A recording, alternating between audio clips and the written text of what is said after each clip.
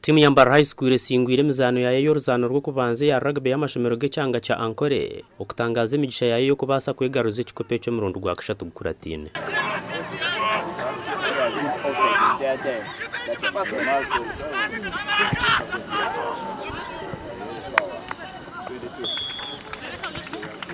Omumpakeze zetabirwe mu timu nazonka aho umuntu yera high school kitunge bireneta bamuntu rwayo gwo kubanza hamwe na St Kagwe bireneta bamuntu rwa kashatu. Mbara High School singere zono tireho ne Antare School yesingere no bwo babirana mukaga hari 10 okwebembera no bonera 22.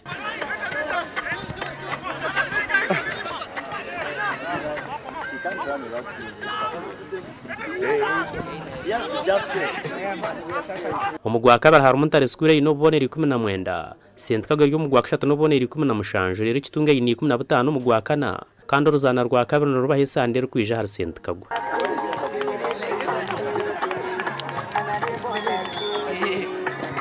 Experience itwafuna ni mpango munonga wanga bazani bitubona bari basiyo mu game twaba training first time yabo bazana bagezaho tubafuna injuries.